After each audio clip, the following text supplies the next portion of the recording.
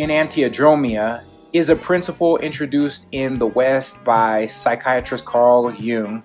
Enantios means opposite, and dromos means running course, so opposites running their course.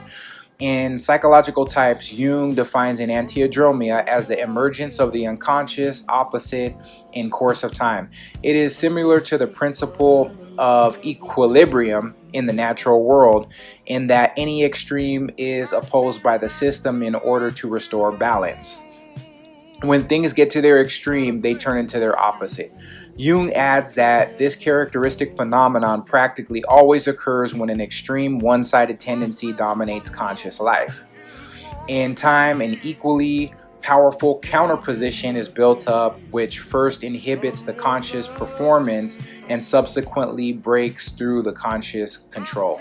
However, in Jungian terms, a thing psychically transmogrifies into its shadow opposite in the repression of psychic forces that are thereby cathected into something powerful and threatening. So that's the whole idea behind the creation of the shadow, through repression of certain things that are within you, that don't vibe with society, and that you have to lock away in a closet somewhere. Basically, that those ideologies get no place, so they turn into some type of psychological split off that unconsciously will pop out here or there and could ruin your life, right? So this principle was explicitly understood and discussed in the principles of traditional Chinese religion, as in Taoism and Yin and Yang.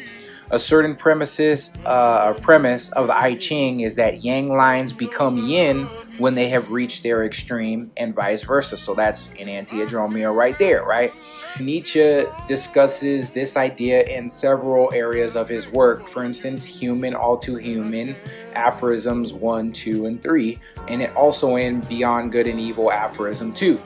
The word enanteodromia was apparently coined by Stobaeus, but the concept is implied also in Heraclitus' writings. Heraclitus says, cold things warm, warm things cool, wet things dry, and parched things get wet.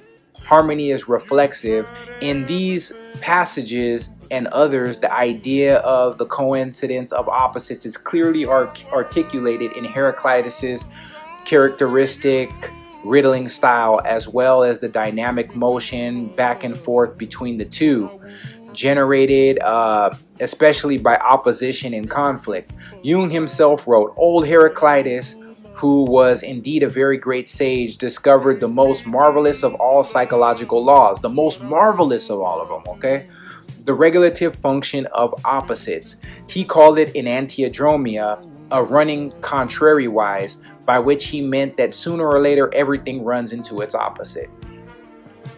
Roughly a generation later, Plato in the Phaedo articulated the principle clearly. Everything arises in this way, opposites from their opposites. Since Jung's modern recognition of it many centuries later, it has been actively portrayed in modern culture. You have movies that are based on this idea, and they really make for great movies, okay? Jung used the term to refer to the unconscious acting against the wishes of the conscious mind, which we talked about earlier, updating the Greek concept of akrasia in modern psychological terms. Enanteodromia, literally running counter to, referring to the emergence of the unconscious opposites in the course of time. This characteristic phenomenon practically always occurs when an extreme one-sided tendency dominates conscious life. In time, an equally powerful counterposition is built up, which first inhibits the conscious performance and subsequently breaks through the conscious control. Enanteodromia is typically experienced in conjunction with symptoms associated with acute neurosis, and often foreshadows a rebirth of the personality.